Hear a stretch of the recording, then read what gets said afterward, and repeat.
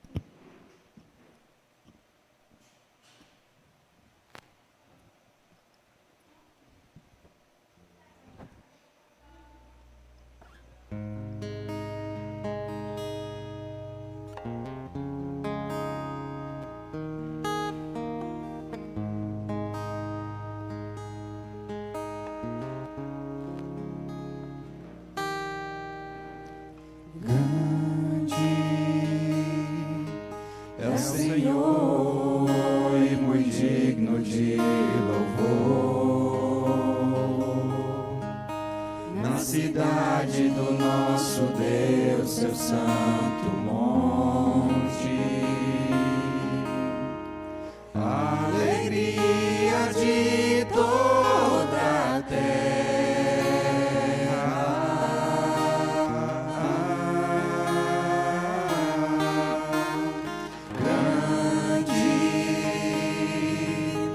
Senhor, em quem nós temos a vitória, que nos ajuda contra o inimigo. Por isso, diante dele nos prostramos.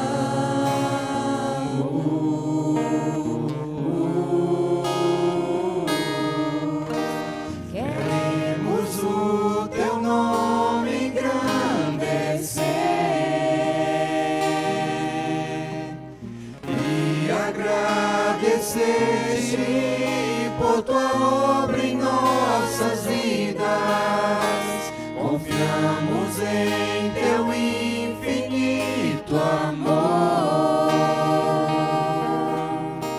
pois só tu és o Deus eterno sobre toda a terra e céu.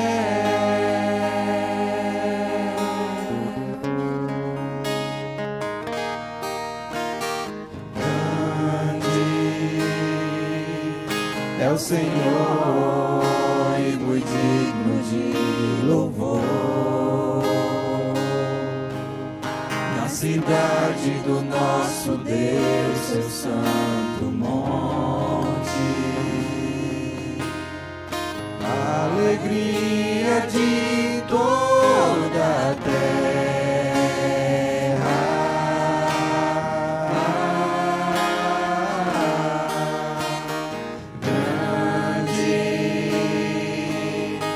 Senhor, em quem nós temos a vitória, que nos ajuda contra o inimigo. Por isso, diante dele nos prostramos.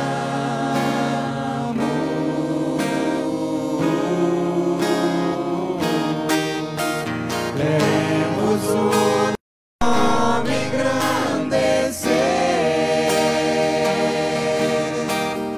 e agradecer-te por tua obra em nossas vidas. Confiamos em teu infinito amor, pois só tu és o Deus eterno, sobre toda a terra. Queremos o teu nome engrandecer e agradecer-te por tua obra em nossas vidas. Confiamos em teu infinito amor, pois só tu és o Deus eterno sobre toda a terra. Só tu és o Deus eterno sobre toda a terra.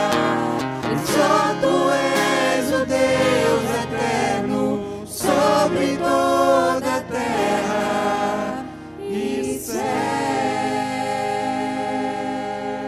Nós queremos te agradecer, Senhor, por estarmos na tua casa com o objetivo único de te louvar e de glorificar o teu nome. Reconhecendo, Senhor, que somos pecadores, que não somos nem éramos merecedores de nada, nenhuma benevolência vinda de ti. Mas estamos aqui, Senhor, porque necessitamos de ti. Estamos aqui porque precisamos e gostamos de te louvar. Estamos aqui para te adorar nessa noite e te cultuar, Senhor. E te pedir, Senhor, que além de perdoar os nossos pecados, o Senhor receba também o nosso louvor, receba o nosso culto que ora estamos prestando a ti. E que possamos, Senhor, aprender através da tua palavra, que possamos sair daqui mais firmes, mais fortes, mais revigorados, aprendendo com o teu evangelho. É em nome de Cristo, Senhor, que nós te agradecemos, hoje e sempre. Amém. Meus irmãos, boa noite, que a graça e que a paz de nosso Senhor e Salvador Jesus Cristo esteja com todos, amém? Tanto os que estão aqui conosco no templo, como também aqueles que estão participando desse culto através das redes sociais. Fique à vontade, sinta-se bem em nosso meio.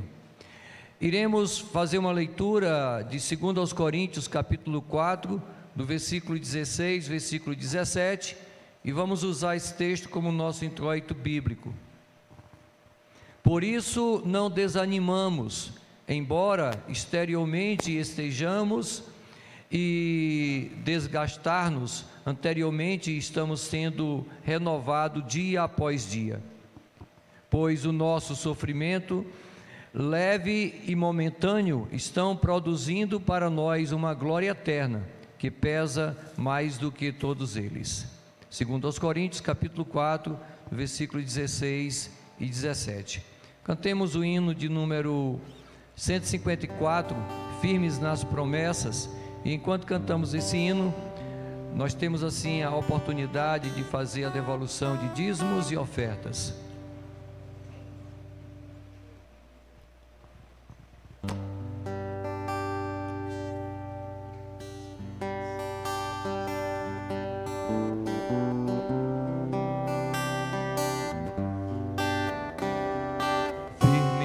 Promessas do meu Salvador, cantarei louvores ao meu Criador.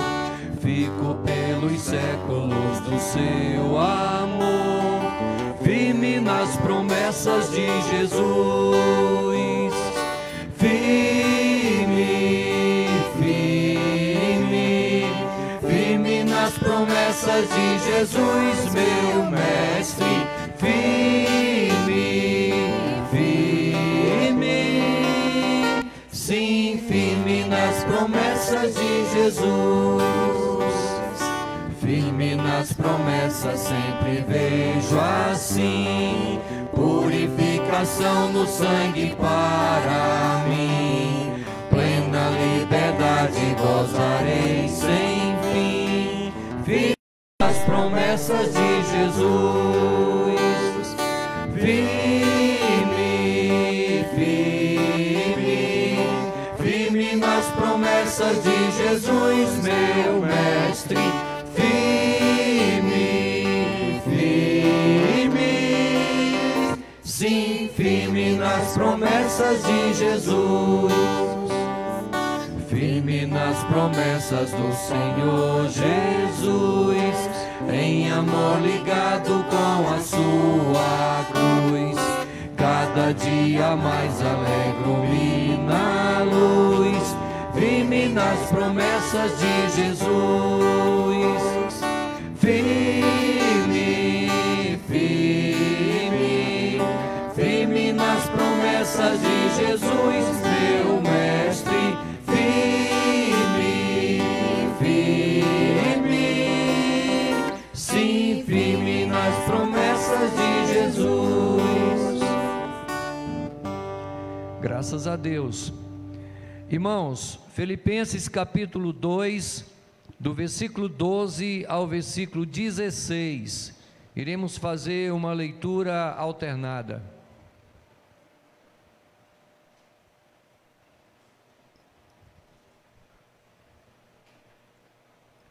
Assim, meus amados, como sempre vocês obedeceram, não apenas em minha presença, porém muito mais agora na minha ausência, ponham em ação a salvação de vocês com temor e tremor.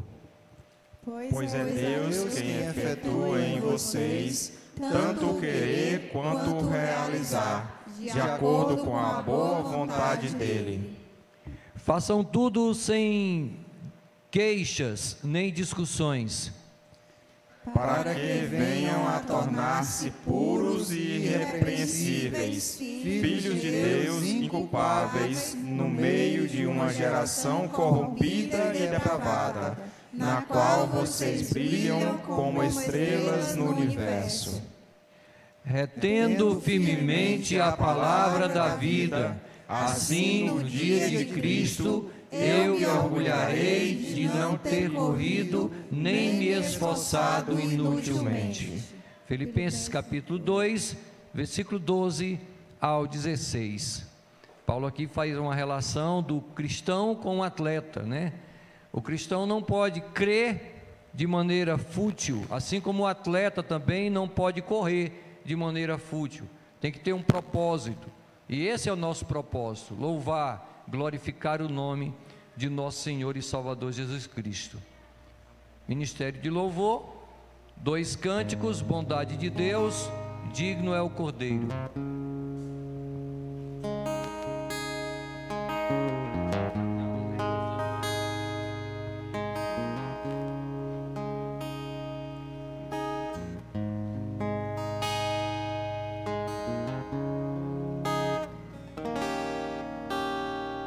Te amo, Deus,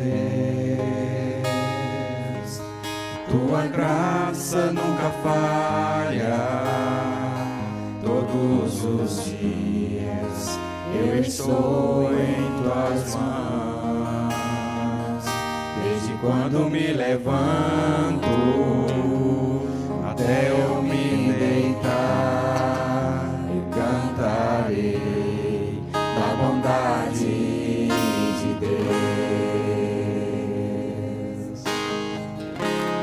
És fiel em todo o tempo, em todo o tempo tu és tão bom, com todo o fôlego que tenho, eu cantarei da bondade de Deus, tua doce voz que me guie ao fogo, na escuridão, tua presença me conforta. Sei que és meu Pai, que amigo és, vivo na bondade de Deus.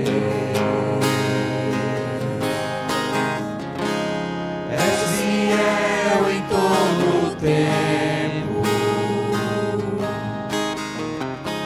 em todo o tempo tu és tão bom,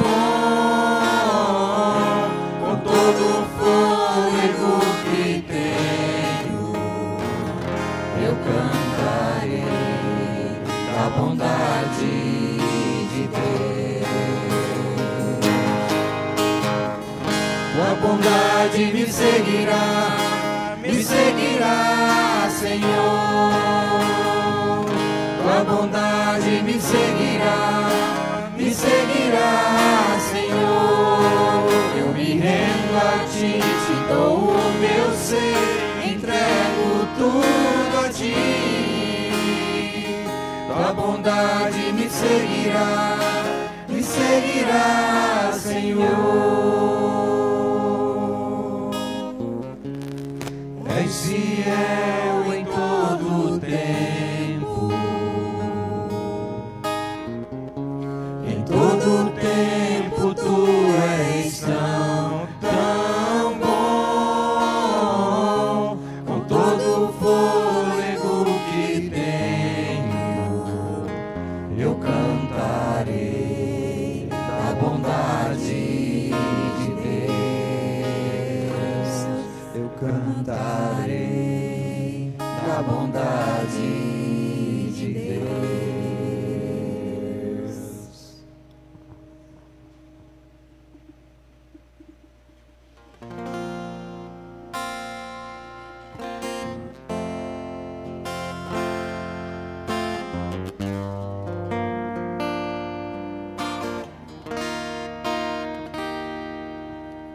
Sentado Ele está, no trono Ele é o Rei da glória.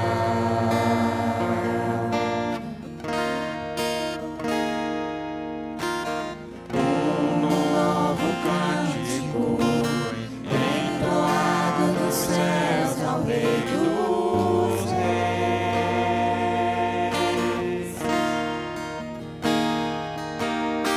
Levou sobre si as nossas dores, ferido de Deus, se entregou por mim.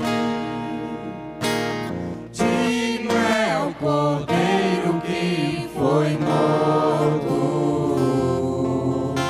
a Ele seja a força, a honra, a glória e o poder. Digno é o Cordeiro que foi morto, mas sobre a morte Ele venceu, Ele venceu.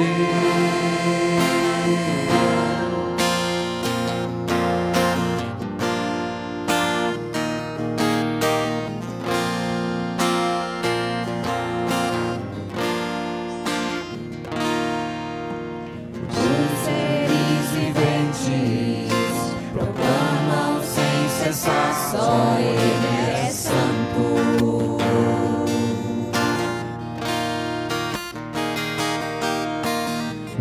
24 anciãos lançam suas coroas diante do trono.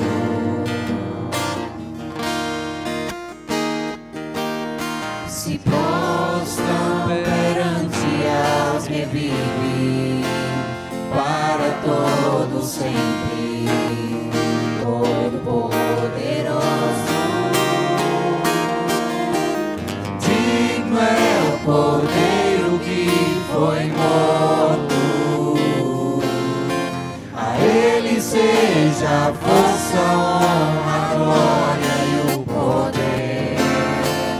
Digno é o Cordeiro que foi morto, mas sobre a morte Ele venceu, Ele venceu. Ao que está sentado no trono e ao Cordeiro seja a glória, pois somente Ele é o Senhor. Jesus é o Senhor. Ao que está sentado no trono e ao Cordeiro seja a glória, pois somente Ele é o Senhor. Jesus é o Senhor.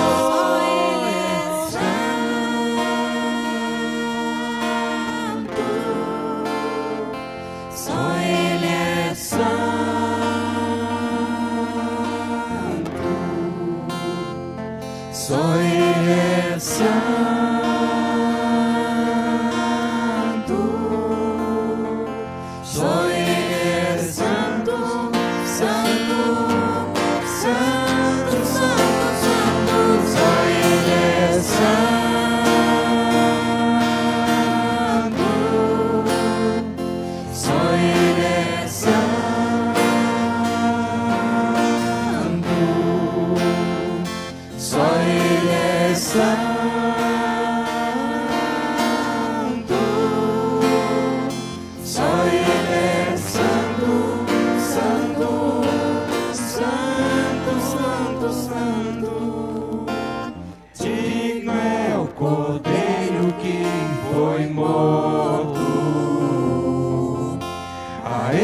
seja a força, a honra, a glória e o poder. Digno é o Cordeiro que foi morto, mas sobre a morte ele venceu, ele venceu. Senhor, nós te agradecemos, ó Pai, por nos reunirmos aqui como os teus filhos, chamados pela tua graça, acolhidos na tua família como filhos adotivos. Nós te agradecemos, Pai, pelo teu Espírito Santo que nos ensina a te louvar e a te adorar em espírito e em verdade, Senhor. Nós te agradecemos, Pai, porque o Cordeiro que foi morto, ele está vivo e ele está recebendo toda a glória que lhe é devida no céu. Da mesma forma como ele receberá toda a glória que lhe é devida aqui na terra também. Nós te agradecemos, ó Deus, porque os nossos olhos já foram abertos. E na nossa pequenez, na nossa incapacidade, nos meios dos nossos erros, o Senhor recebe o nosso louvor e a nossa adoração. Tudo por causa do teu Filho Jesus. Nós te agradecemos, Pai, por este Cordeiro perfeito, que foi prometido desde a fundação dos tempos. Nós te agradecemos porque foi Ele que pagou o preço do nosso pecado, porque nós não conseguiríamos pagar. Nós te agradecemos, ó Pai, porque Ele carregou a nossa culpa. Ele recebeu do Senhor a justa ira pelo nosso pecado. E Ele disse que estava consumado, estava tudo pago. E por causa da sua morte nós temos vida. Nós temos vida com Cristo. E é por isso, Pai, que nós louvamos o teu santo nome. E é por isso que nós nos reunimos com esses irmãos que estão aqui, com o único objetivo, Pai, de louvar e de engrandecer o Senhor, de reconhecer a tua grandeza, a tua soberania, a tua majestade, o teu poder. Nós te agradecemos porque o teu Espírito Santo já nos fez entender que não há vida fora de Cristo, mas há morte. Morte em meio aos pecados. Morte daquelas pessoas, Pai, que buscam no mundo algo que nunca encontrarão. Não está, Pai, na riqueza, não está no estado social, não está em nada que elas buscam, porque só há um caminho, só há uma verdade, só há uma vida, e é no nome de Cristo Jesus. É no nome que está acima de todo nome, é naquele que detém todo o poder e toda a autoridade no céu e na terra, é naquele que reina soberanamente, é naquele que nada acontece se não for da sua vontade. E nós nos prostramos, Pai, diante de Ti, com o coração grato, cheio de alegria e gratidão, porque o Senhor já mudou a nossa vida. O Senhor já nos deu um novo coração. O Senhor já nos deu um relacionamento com Deus, o Pai. O Senhor já nos deu muito mais do que nós merecíamos. Que toda a honra e que todo louvor seja dedicado a Ti, Jesus.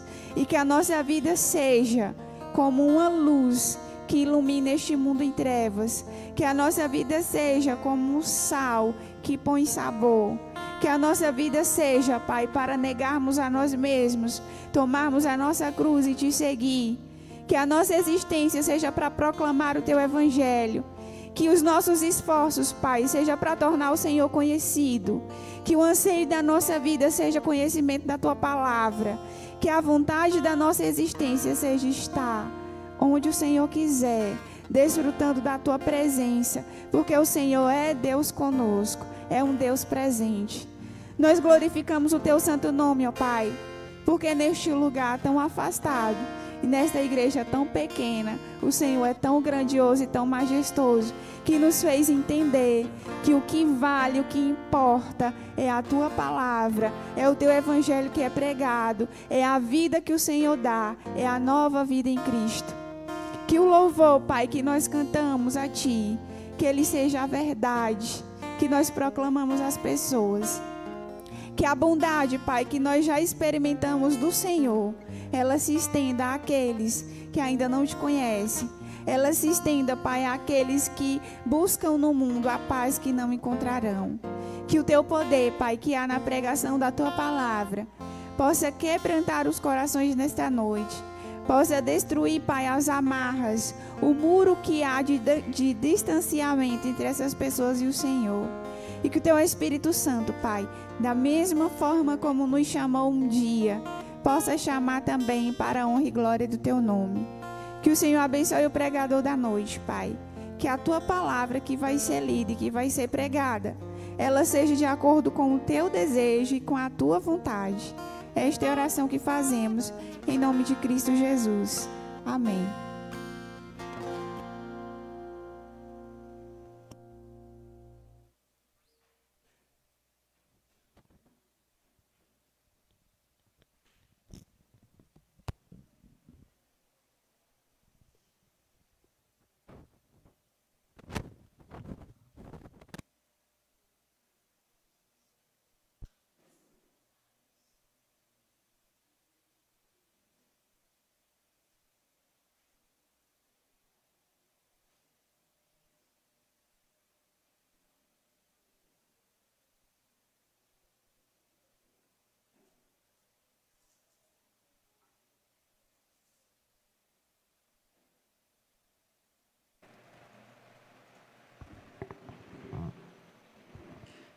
Saúdo a todos com a graça e a paz do nosso Senhor Jesus. Vamos logo de início falar sobre o texto de Romanos, capítulo 8, dos versos 28 ao 30. E os irmãos estão dizendo assim: de novo, pastor? Vocês vão entender por quê. Aos que predestinou, também glorificou. Vamos ler esse texto do apóstolo Paulo à igreja em Roma, no primeiro século, que diz assim: sabemos que Deus age em todas as coisas para o bem daqueles que o amam, dos que foram chamados de acordo com o seu propósito. Pois aqueles que de antemão conheceu, também os predestinou para serem conformes à imagem de seu Filho, a fim de que ele seja o primogênito entre muitos irmãos. E aos que predestinou, também chamou. Aos que chamou, também justificou. Aos que justificou, também glorificou. Vamos orar, irmãos. Curve a sua cabeça e vamos pedir ao Senhor que nos dê capacidade para entender aquilo que está registrado na Bíblia. Nosso Deus e Pai, muito obrigado, Senhor, porque o Senhor nos trouxe até este templo e aqui chegamos, ó Pai, para louvar e engrandecer o Teu nome, para orar, ó Pai, aprender da Tua palavra. E nesse momento, Senhor, nós queremos clamar ao Teu nome, clamar ao Espírito Santo do Senhor, que Ele nos dê a capacidade do alto, que Ele nos dê a iluminação necessária para compreendermos aquilo que está registrado em Tua palavra. No nome de Jesus, nós te oramos e te pedimos essas coisas. Amém. Irmãos, nós estamos hoje encerrando essa pequena série, dentro da série de Romanos, de 5 mensagens. São 5 sermões em Romanos, capítulo 8, do versículo 28 ao 30. Nós começamos essa série falando sobre o propósito do chamado de Deus para o homem, para o pecador, que é nos fazer semelhantes a Cristo, como o próprio texto diz, a imagem de Cristo. Esse foi o primeiro sermão. Depois nós vimos o que são, nesta ordem, as doutrinas da eleição, da predestinação e, no domingo passado, da justificação. Se você, porventura, deixou de acompanhar, deixou de ver alguma dessas pregações, você pode assistir no canal da igreja no YouTube, porque fica registrado lá. Hoje, veremos como a promessa de Romanos 8, 28, que diz o quê? Que todas as coisas acontecem para o bem daqueles que amam a Deus. Quem são estes? Aqueles que foram chamados de acordo com o seu propósito.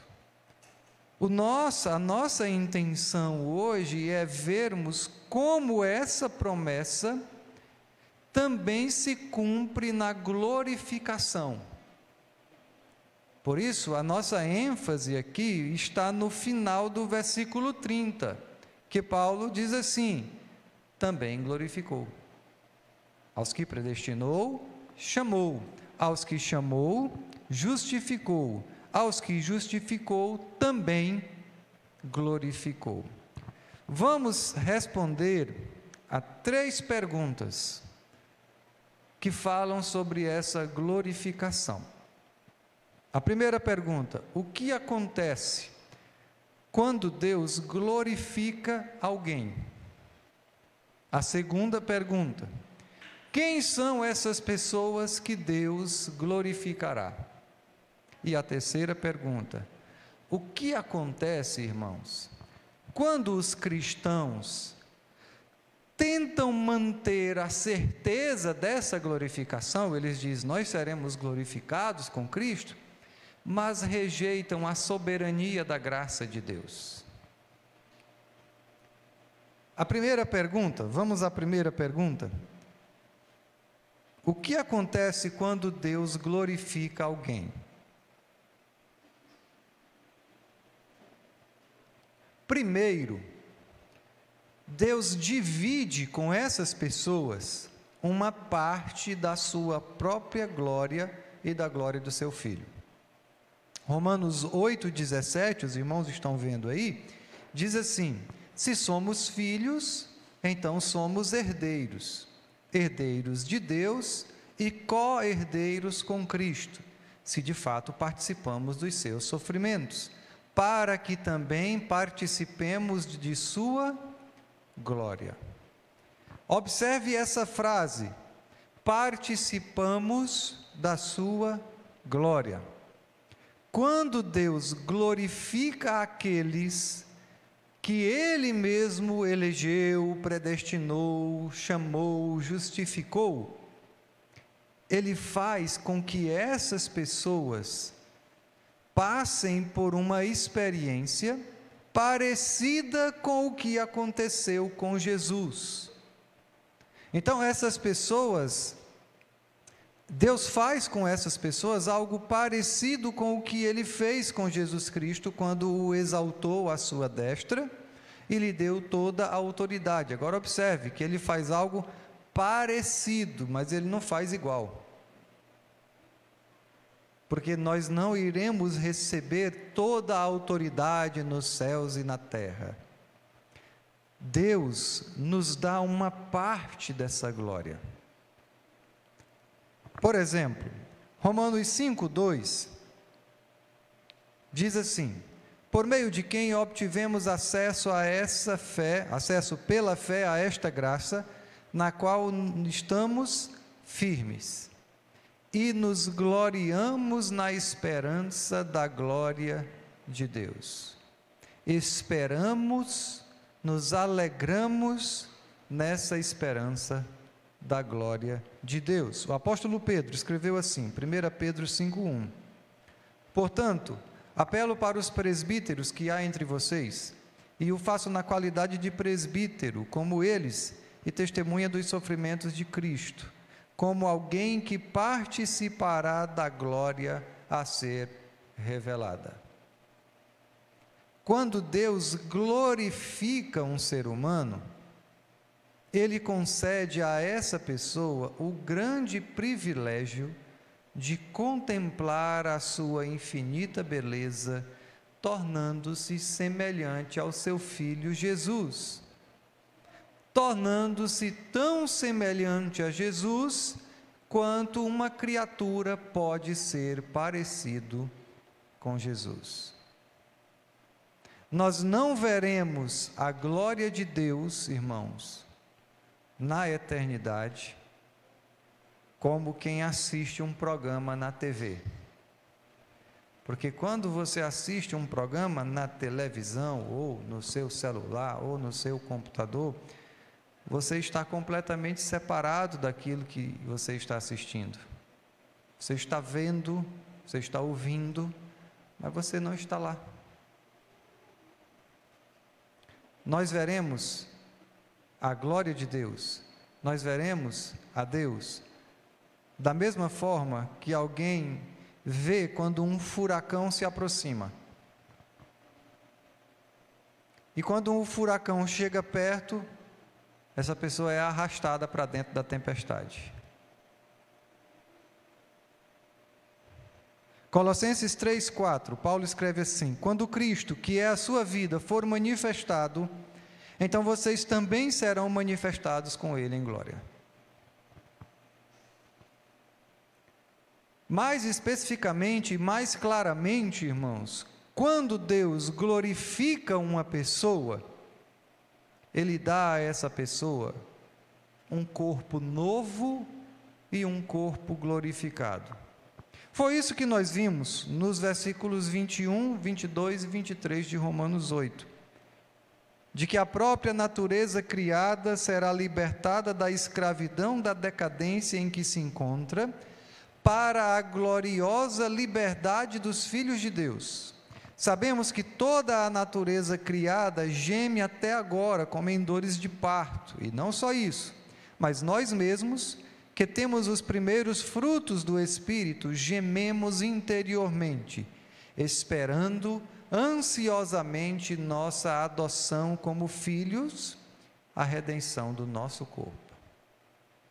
Quando Paulo fala aqui no versículo 21, sobre essa gloriosa liberdade dos filhos de Deus, ele se refere à liberdade de todo o sofrimento, de toda a dor, que vem da glória do novo corpo que vamos receber.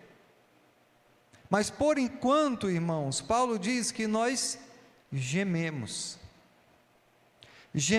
aguardando a redenção dos nossos corpos. Mas, quando Cristo, que é a nossa vida, for manifestado, nossos corpos serão gloriosos, como o corpo ressuscitado de Jesus é glorioso. Filipenses 3, 20 e 21 diz assim: a nossa cidadania, porém, está nos céus, de onde esperamos ansiosamente um Salvador, o Senhor Jesus Cristo. Pelo poder de que o capacita a colocar todas as coisas debaixo do seu domínio, Ele transformará os nossos corpos humilhados para serem semelhantes ao seu corpo glorioso. Veja que não há nenhuma dúvida no Novo Testamento em relação à glorificação do corpo, um novo corpo glorificado. Em 1 Coríntios 15, versos 42 e 43, Paulo escreve da seguinte forma: assim será com a ressurreição dos mortos. O corpo que é semeado é perecível e ressuscita imperecível. É semeado em desonra e ressuscita em glória. É semeado em fraqueza e ressuscita em poder. Não haverá mais dor. Não haverá mais frustração, nada de fraqueza, nada de cansaço, nada de deficiências, nada de cadeiras de roda, nada de muletas, nada de aparelhos ortodônticos, nada de óculos, nada de alergias, nada de vícios, nada de doenças. Todos seremos fortes. Todos seremos radiantes com a beleza de Cristo, porque seremos conforme a imagem do Filho. Mas essa glorificação, ela traz uma transformação que não é somente física, que não é somente a transformação do corpo. Quando Deus glorifica os seus filhos, Ele também lhes dá uma beleza interior. E essa beleza interior é chamada na Bíblia de santidade. Essa é a nova realidade do cristão, a nova vida em Cristo. E essa realidade, irmãos, ela já começou. Ela começou como um processo nessa vida. Esse processo é chamado de santificação. É um processo que culminará, que terminará, quando chegarmos à presença de Cristo, seja por meio da nossa morte, ou seja por meio da sua segunda vinda. Uma das duas coisas vai acontecer com você. E eu acredito que a razão pela qual o apóstolo Paulo omitiu a palavra santificação nesse texto de Romanos 8:30,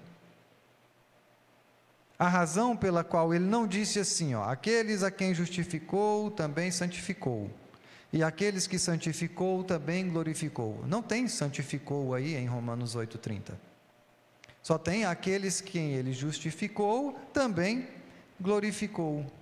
Paulo omitiu a palavra santificação, irmãos, porque aí ela seria redundante.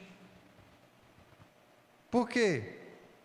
Paulo está pensando na glorificação de uma forma que já inclui a santificação. E isso quer dizer que a glorificação é a obra de Deus por meio da qual Ele transforma os seus filhos em gloriosos, tanto física quanto espiritualmente.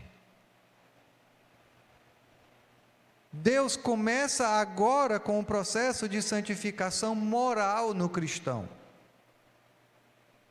e termina na ressurreição, com a glorificação do corpo, quando nós receberemos os nossos novos corpos, corpos de glória, semelhantes ao corpo de Cristo.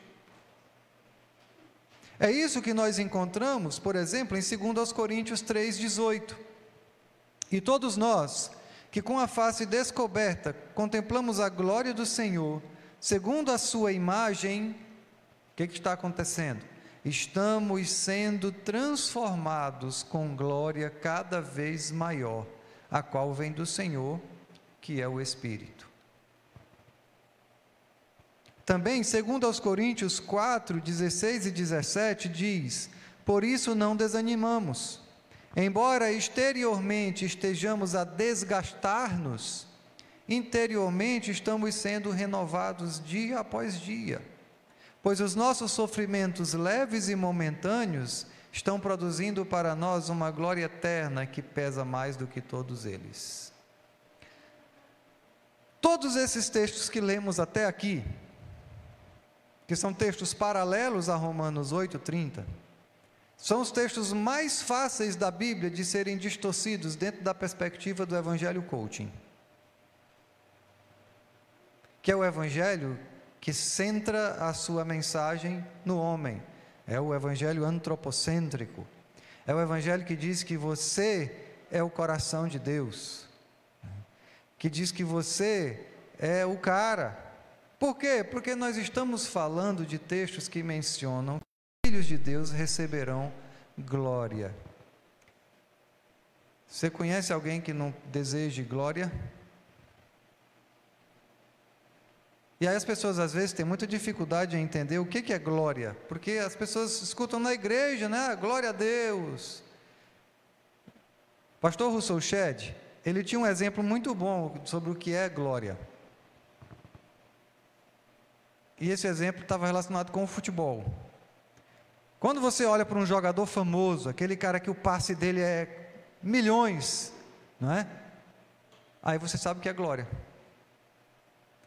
Aquele jogador tem glória, porque ele tem um valor em si mesmo. Todos os demais times querem ele. Ele é desejado, ele é querido, ele tem glória. Quem é que não quer ter glória, irmãos? Quem é que não quer ser desejado, ser querido, até invejado? Só que a glória da qual o Novo Testamento fala, que está reservada para os filhos de Deus, não é como essa glória que as pessoas estão desejando. Eu não sei se você prestou bem atenção, mas nesse texto de 2 Coríntios 4, o apóstolo Paulo diz uma coisa interessante, irmãos, no mínimo interessante, eu diria engraçada, porque ele diz assim, os nossos sofrimentos leves e momentâneos. Irmão, talvez lendo esse texto você diz, espera aí pastor, os meus sofrimentos não são leves, eles podem ser momentâneos, porque são durante essa vida, né? E a vida vai passar. Você sabe quem escreveu isso aqui? Você sabe onde é que ele estava quando ele escreveu isso aqui? No palácio, né? Junto com César. Irmãos, Paulo diz assim, os nossos sofrimentos leves e momentâneos, se o sofrimento de Paulo é leve e momentâneo, eu estou me queixando de quê? O cara apanhava todo dia na cadeia. Todo dia. E ele diz assim, não se preocupa não, gente, que os nossos sofrimentos, que são leves e momentâneos, estão produzindo uma glória eterna, que pesa muito mais do que todos eles. Paulo diz claramente que a glorificação dos filhos de Deus já começou. Só que não começou do jeito que as pessoas querem, não começou com o sucesso profissional, não começou com o sucesso acadêmico, não começou com o sucesso social, começou interiormente.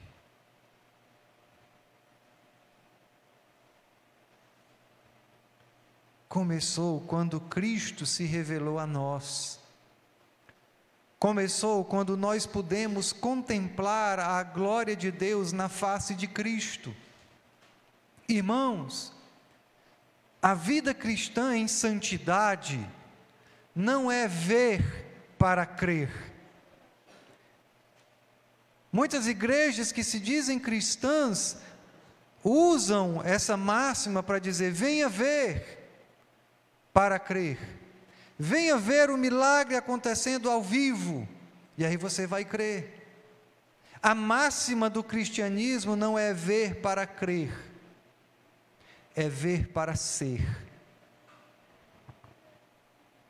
Veja a glória de Deus na face de Cristo e seja um cristão autêntico.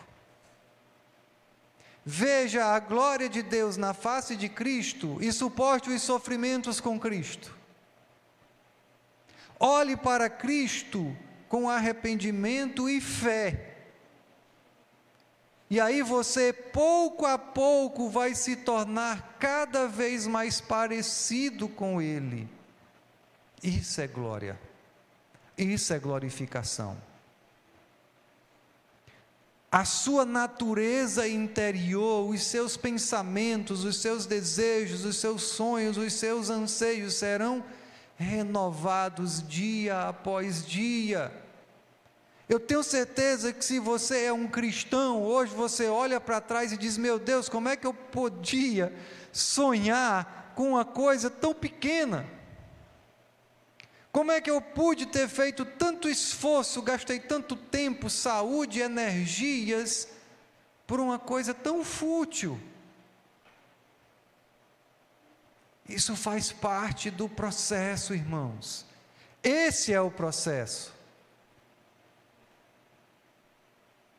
E todas as adversidades dessa vida estarão preparando você para a glória eterna, além de qualquer comparação. É por isso que Paulo nem ousa comparar, e ele diz que pesa mais do que tudo. E essa vai ser a consumação da glorificação. Em resumo, para responder à primeira pergunta, o que acontece quando Deus glorifica alguém? Quando Deus nos glorifica, Ele compartilha da sua própria glória conosco. Ele nos dá um corpo novo e glorioso na eternidade e nos transmite a beleza interior de santidade, que ainda é uma santidade parcial, não é completa, porque somos pecadores, mas Ele nos dá essa beleza moral interior nesta vida e nos dará plenamente quando chegarmos à presença do nosso Senhor Jesus Cristo. Aí vamos à segunda pergunta. Quem são essas pessoas? Quem são aqueles que Deus glorificará? A resposta é clara, irmãos, no texto de Romanos 8. Paulo está falando diretamente de um grupo de pessoas. Aqueles que de antemão conheceu, também os predestinou para serem conformes à imagem de seu Filho, a fim de que o Filho seja o primogênito entre muitos irmãos. E aos que predestinou também chamou, e aos que chamou também justificou, e aos que justificou também glorificou. Você já entendeu o que essa corrente significa? Isso significa, irmãos, que ninguém é conhecido por Deus e não é predestinado. Ninguém que é conhecido por Deus deixa de ser predestinado por Ele. E aí, nós já falamos aqui que esse ser conhecido de Deus não é a mesma coisa do que simplesmente dizer que Deus conhece a pessoa. Por quê? Porque Deus conhece todo mundo. Na verdade, Ele deu vida a todas as pessoas. Ele é o Criador, não só das pessoas, mas de todas as coisas que existem. Esse ser conhecido de Deus, como já vimos, diz respeito ao fato de Deus ter escolhido alguém. Pastor, será que você não está forçando muito a barra, não, e o texto? Jeremias 1,5 diz assim, só esse texto que eu vou citar em relação a esse tema, porque já vimos isso. Antes que eu te formasse no ventre materno, eu te conheci. Essa é a tradução, irmãos, literal do hebraico. Se você pegar a sua Bíblia, talvez está eu te escolhi. Antes que eu te formasse no ventre materno, eu te conheci. E antes que saísses da madre, te consagrei e te constituí profeta às nações. Todos os escolhidos são predestinados. E ninguém que é predestinado deixa de ser efetivamente chamado por Deus. E ninguém que é chamado deixa de ser justificado. E ninguém que é justificado deixará de ser glorificado. Essa é a corrente. E essa questão é muito importante. Sabe por quê? Você precisa entender o que significa isso. Porque tudo isso, irmãos, quer dizer que Deus não apenas oferece a salvação. Deus simplesmente oferece a salvação para o pecador. Ele, de fato, salva o pecador. Mateus, capítulo 1, versículo 21, falando sobre o nascimento de Jesus. Essa é a anunciação.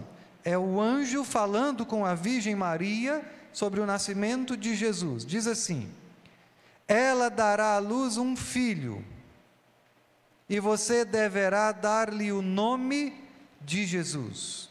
Ela é Maria, o anjo está falando com José.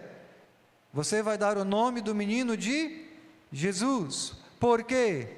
Porque ele salvará o seu povo dos seus pecados.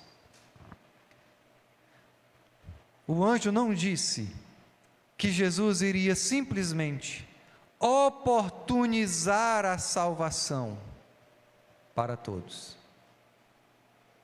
o anjo diz que ele, de fato, salvaria o seu povo eleito.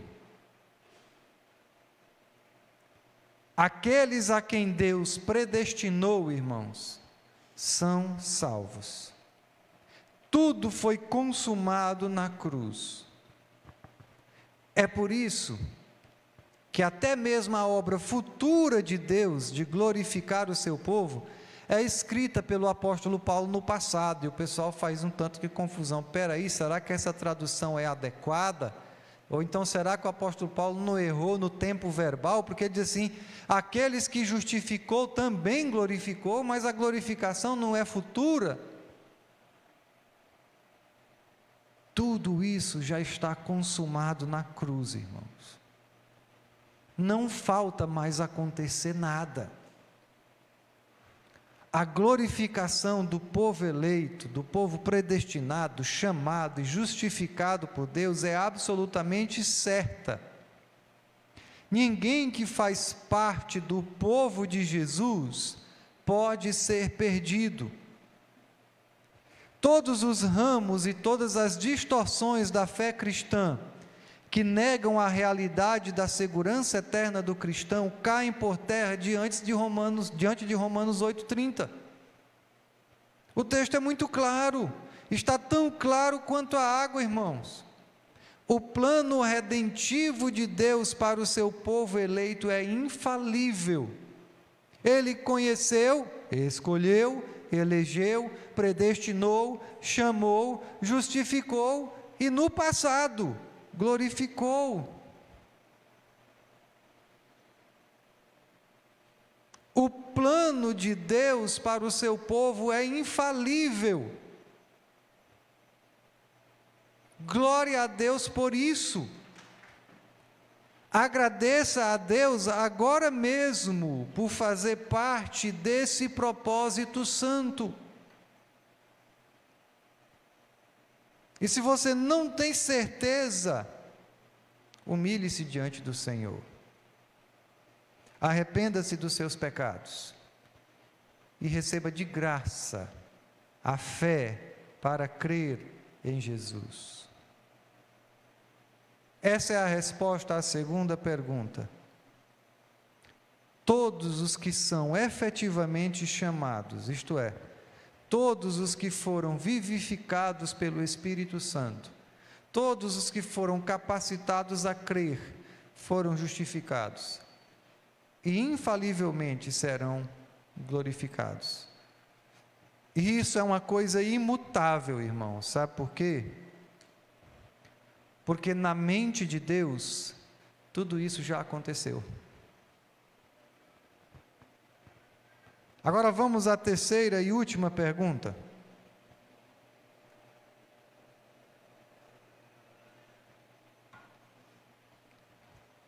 Se eu tiver certeza da glorificação, mas rejeitar a soberania da graça, o que vai acontecer comigo?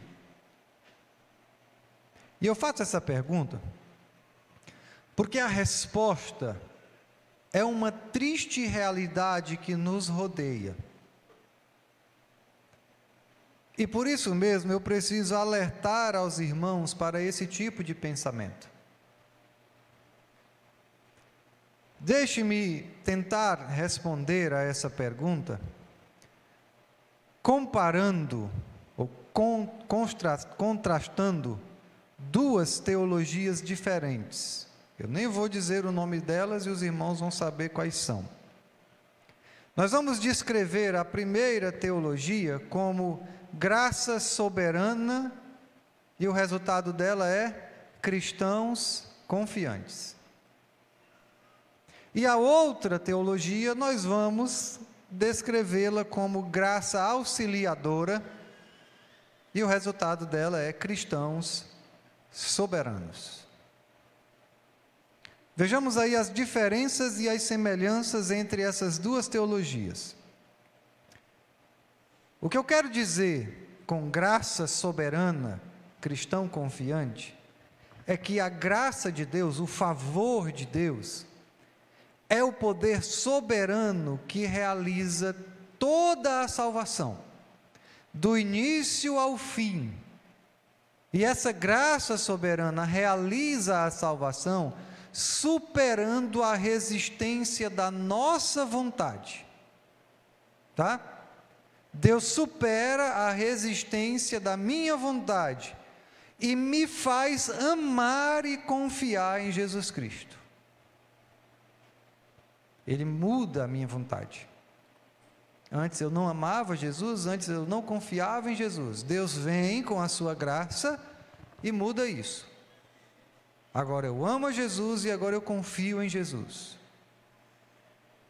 Por outro lado, o que eu quero dizer com graça auxiliadora, cristão soberano, é uma teologia, um ensino, que diz que o papel de Deus na salvação do cristão é dar alguma certeza, é dar alguma convicção, é trazer alguma iluminação, mas que Deus não supera a resistência da vontade humana. E por isso, não chama o pecador de uma forma irresistível e infalível. Ele pode chamar o pecador e o pecador dizer, vou não. Deus chama o pecador disse, vou não. Nessa teologia da graça auxiliadora, Deus deixa a decisão final da sua salvação nas mãos do pecador. Deus, como diz o nome, auxilia, é a graça auxiliadora. Deus ajuda, mas o pecador é que toma a decisão final e, portanto, soberana. Quem tem mais poder é que é soberano, não é? Você entende isso, não é? Ninguém é maior do que o soberano, tá? Soberano é aquele que tem mais poder. Dessa forma, irmãos, a conversão do pecador é decisivamente uma obra sua. De acordo com esse pensamento da graça auxiliadora, Deus apenas auxilia, e mais, Ele auxilia todas as pessoas do mundo, e depois permite que elas deem o seu voto decisivo. Deus é tipo um candidato político, que apresenta as suas propostas e espera que as pessoas votem nele. Vamos entender? Na perspectiva da graça auxiliadora, o Espírito Santo de Deus passa a bola para você, mas é você que tem que fazer o gol.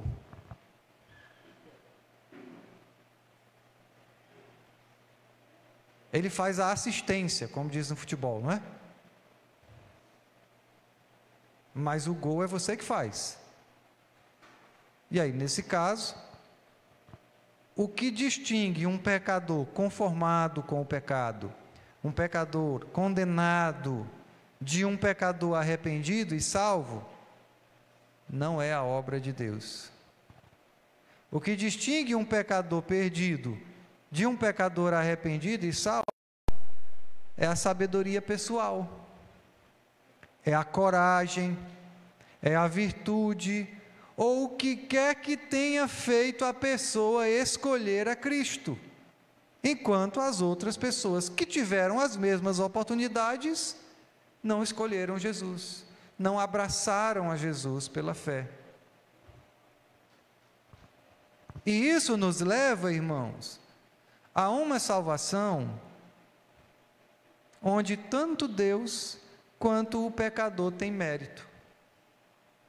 E mais do que isso, quem é que recebe maior glória? O jogador que deu o passe ou quem fez o gol?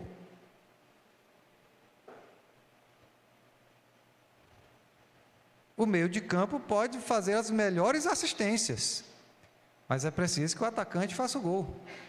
E no final, quem recebe o mérito? O atacante. Agora veja que essas duas teologias, elas não são opostas em tudo. E normalmente é isso que faz confusão na cabeça das pessoas. Ambas as teologias concordam que é pela fé que a pessoa é justificada. A questão é que uma entende a fé como sendo um dom de Deus e a outra entende a fé como sendo uma decisão pessoal de alguém. E ambas essas teologias concordam também que aqueles a quem Deus justificou, Ele certamente glorificará. Em outras palavras, ambas as teologias acreditam na segurança eterna para o crente que foi justificado por Deus mediante a fé em Jesus Cristo. Todos os que creem em Jesus são justificados dos seus pecados e serão glorificados. Mas, e o processo de santificação? Como é que fica? E quanto ao processo de santificação que tem início na justificação e que vai ser consumado na experiência final da glorificação? Ora, a teologia da graça soberana, cristão confiante, diz que todo esse processo é uma obra soberana de Deus.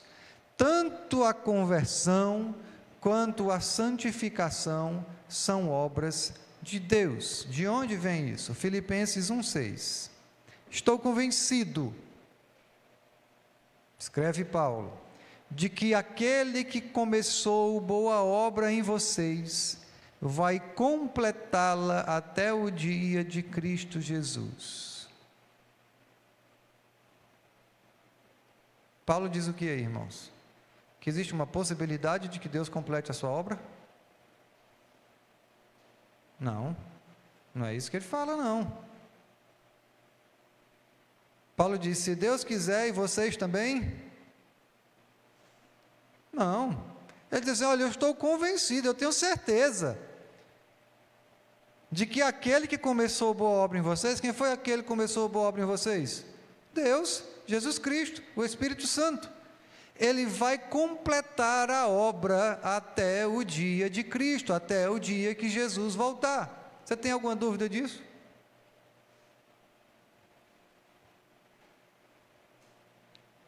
Filipenses 2,13. Pois é Deus quem efetua em vocês tanto o querer quanto o realizar, de acordo com a boa vontade dEle. Aqui podemos encerrar e ir para casa, né? É Deus quem efetua em vocês. Duas coisas. Não são quase nada na sua vida, só o querer e o realizar. Teoria e prática. Fé e ação. De acordo com a boa vontade de quem, irmãos? É com a boa vontade dele. 1 Coríntios 15:10. Mas pela graça de Deus sou o que sou, e sua graça para comigo não foi em vão. Antes trabalhei mais do que todos eles, contudo não eu, mas a graça de Deus comigo. Mas a teologia da graça auxiliadora, que traz um cristão soberano, não dá a Deus o direito de superar a resistência humana na conversão. Deus não tem esse poder. E por causa disso, também não dá o direito a Deus na santificação.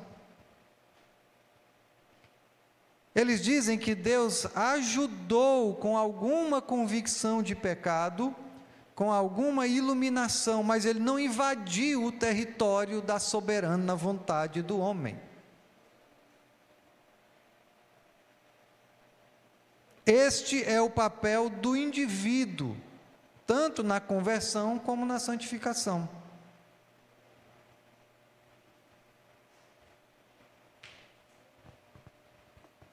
Deus até pode ajudar na santificação. Como é que Ele ajuda? É com alguns estímulos, né? Com lembretes, com coisas desse gênero. mas a causa final e decisiva da santidade progressiva do cristão é o poder da vontade humana. Em uma teologia, Deus me faz andar em seus estatutos. Deus me faz firmemente obedecer às suas leis. E na outra teologia, Deus sugere que eu siga seus estatutos. Mas sou eu quem decido se vou viver em santidade ou não.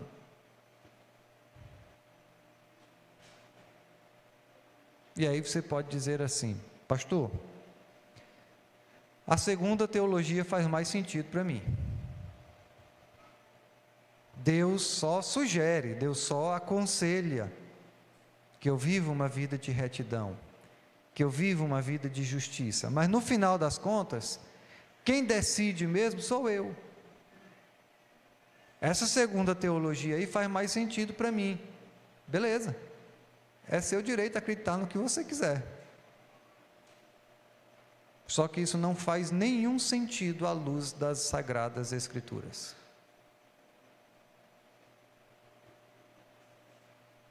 A teologia da graça auxiliadora, que apresenta o cristão soberano, trata a santificação, irmãos, como uma possibilidade, não como certeza.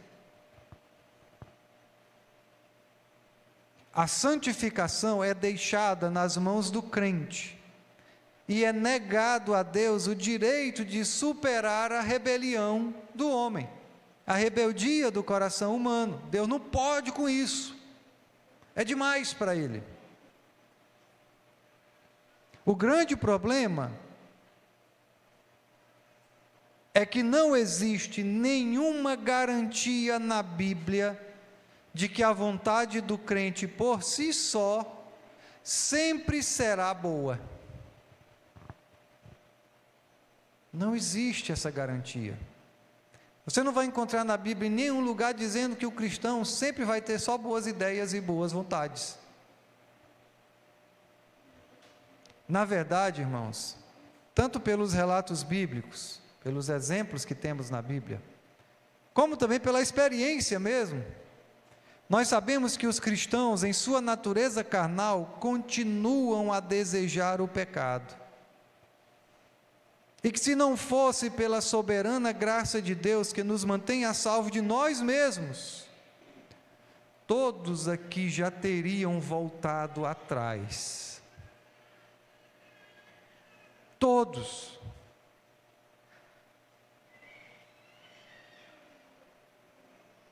Agora, se a soberana graça de Deus não faz com que o crente deseje cumprir a sua boa vontade, não sei o que é que vai ser de nós. Porque não existe nenhuma garantia de que o cristão vai progredir em santidade. Nenhuma. É por isso que nessa teologia da graça auxiliadora, nós não podemos ter certeza de que um cristão convertido vai viver uma vida de santidade. Afinal, irmãos, foi o crente que deu o impulso definitivo para a sua própria conversão. E aí resta agora saber se esse cristão vai usar o seu poder, o poder da sua vontade, para ser santo, até o dia da sua morte ou até o dia que Jesus voltar.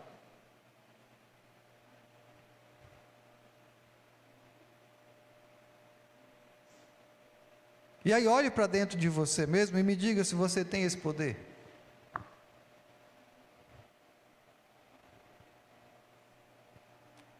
Você não tem. Ninguém tem. Mas por outro lado, a teologia da graça soberana, que apresenta um cristão confiante, diz que a santificação é absolutamente certa, segura para todos aqueles que foram chamados por Deus, porque o próprio Deus jurou pelo sangue da aliança eterna que Ele vai operar em nós aquilo que é agradável aos seus próprios olhos. Hebreus 13, 20 e 21. O Deus da paz, que pelo sangue da aliança eterna trouxe de volta dentre os mortos a nosso Senhor Jesus, o grande pastor das ovelhas, os aperfeiçoe em tudo, em todo o bem, para fazerem a vontade dEle, e opere em nós o que lhe é agradável, mediante Jesus Cristo, a quem seja a glória para todos sempre. Amém. Ele opera em nós aquilo que é agradável aos seus próprios olhos. Deus escreveu suas leis em nossos corações, irmãos. Hebreus 8:10, que é um texto que cita Jeremias 31, 33. Essa é a aliança que farei com a comunidade de Israel depois daqueles dias, declara o Senhor. Porei minhas leis em suas mentes e as escreverei em seus corações. Serei o Deus deles e eles serão o meu povo. Ele colocou o seu Espírito Santo dentro de nós e nos faz agir e viver segundo os seus decretos, nos faz obedecer às suas leis. Ezequiel 36, 27, porei o meu Espírito em vocês e os levarei, eu os levarei a agirem segundo os meus decretos e a obedecerem fielmente às minhas leis. Quem faz isso é Deus, irmãos. 1 Coríntios 1, 8 e 9, Ele os manterá firmes até o fim.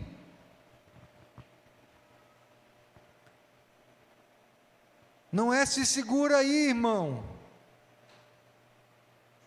Ele os manterá firmes até o fim, de modo que vocês serão irrepreensíveis no dia de nosso Senhor Jesus Cristo. Fiel é quem? Paulo poderia ter mudado completamente esses irmãos. Segura aí, irmão, aguenta aí que vai dar certo. Mesmo que você não seja irrepreensível, mas um pecadinho aqui, outro acolá, Deus não vai fazer muita questão, talvez Ele faça vista grossa. Você é um crente fiel, rapaz. Não foi isso que ele disse, não. Fiel é Deus, o qual os chamou à comunhão com o seu Filho Jesus Cristo, nosso Senhor. Ele é fiel, irmãos, Ele não vai voltar atrás. Ele não vai trabalhar em vão. 1 Pedro 5,10. O Deus de toda graça, que o chamou para a sua glória eterna em Cristo Jesus, depois de terem sofrido durante pouco de tempo, os restaurará, os confirmará, lhes dará forças e porá sobre firmes alicerces. Dá para duvidar disso? Tem alguma indicação de que isso está nas suas mãos? Ou no caso do futebol, nos seus pés? Numa teologia, a vida de santidade é incerta depois da conversão.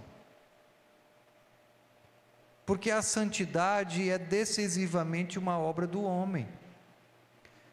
Deus te convidou, você decidiu vir e agora você precisa todos os dias decidir permanecer. Você sabe o que é pior e mais preocupante? É que a maioria dos cristãos evangélicos pensam assim. E você vai dizer, pastor, de onde é que esse pessoal tira isso? Gerações e gerações de professores de EBD e de pastores pregando a mesma coisa. sem nenhum respaldo bíblico, sem nenhuma fundamentação da palavra de Deus.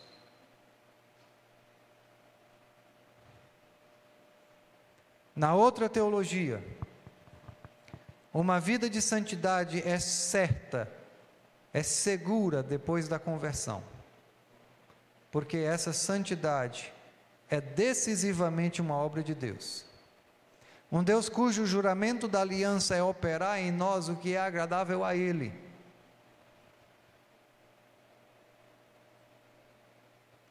Mas só que é na primeira teologia que milhares de cristãos acreditam hoje. Apegam-se à doutrina da segurança eterna, mas rejeitam a soberania da graça de Deus, que garante a santidade da vida. Dizem, uma vez salvo, salvo para sempre. Mas espera.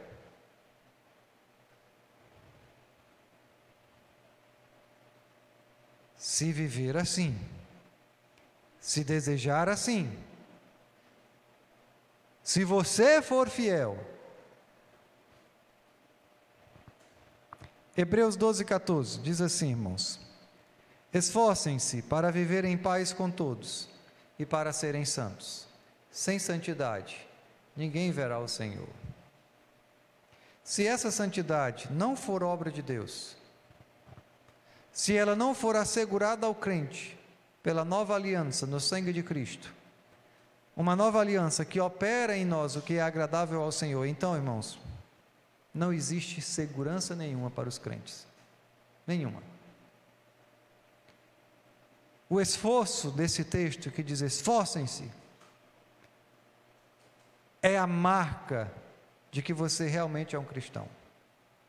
É a evidência, o esforço é a prova de que Deus tem operado a santidade em sua vida através da presença do Espírito Santo. Irmãos, quantas pessoas não regeneradas estão à vontade dentro da igreja? Estão se sentindo parte da igreja, pensando que estão seguras, mesmo vivendo sem santidade. Elas dizem, Deus quer o coração, não importa como eu vivo a minha vida. São pessoas que não se esforçam para viver em santidade. São pessoas que não estão em guerra contra os seus pecados. Porque essas pessoas, apesar de estarem na igreja, não foram chamadas por Deus. Estão na igreja. Muitos em cargo de liderança. Muitos pastores. Mas não foram chamados por Deus. Se você foi chamado por Deus, se você recebeu a capacidade para crer em Jesus, arrepender-se dos seus pecados, seja grato somente a Ele pela sua santidade. Somente o caminho da obediência conduz à glorificação final. Glória a Deus, porque a sua graça soberana manterá infalivelmente o povo de Deus no caminho, para que eles possam obter a glória que foi prometida. Porque aqueles a quem Ele chamou, Ele predestinou, e aqueles a quem Ele predestinou, Ele justificou, santificou e glorificou. É por isso que, quando Paulo chegar no final dessa grande sessão de Romanos, lá no capítulo 11, no versículo 36, ele não se aguenta em si mesmo e louva a Deus dizendo, pois dele, por ele e para ele são todas as coisas. A ele seja a glória para sempre. Amém. Senhor nosso Deus e Pai amado, muito obrigado, Senhor, pela tua palavra, que vem de encontro, ó Pai, às nossas vidas, que nos faz compreender, ó Pai, um pouco mais do Senhor, que nos faz viver, ó Pai, em obediência a Ti, Obrigado, Senhor, pela tua graça soberana, pelo teu chamado irresistível, pela conversão, pela santificação e pela glorificação futura. Chama aqueles que são teus, ó Pai, que o teu Espírito Santo convença todos aqueles que ouviram a tua palavra de que são pecadores e que precisam da tua graça, que precisam do teu favor e da tua justiça. No nome de Jesus nós te oramos, agradecidos. Amém. Vamos, para encerrar o culto, irmãos, vamos repassar a nossa agenda da semana. Na quarta-feira, nós teremos o culto de oração e doutrina, às 19h30 aqui no templo. No sábado, nós teremos o encontro de homens, homens de verdade, e das mulheres, lá na casa do irmão Daniel e da irmã Gerlane. Vamos nos planejar para chegarmos às 7h da noite, às 19h. Tá bom? Lembre de levar algum lanche, porque lá a gente compartilha o que levamos, cada um leva uma peta e chega lá, pode ser que dê um saco de peta, não é? Para tomar com café, tá? A irmã está dizendo aqui que não é não, viu? Que é brincadeira, viu, irmãos? Vamos explicar que é brincadeira, não é? Porque... E no domingo nós teremos a EBD, a Escola Bíblica Dominical, às 6h, às 18h, depois o nosso coffee aqui, o nosso lanche, e depois o culto. Tá bom? Vamos todos de pé fazer uma oração final?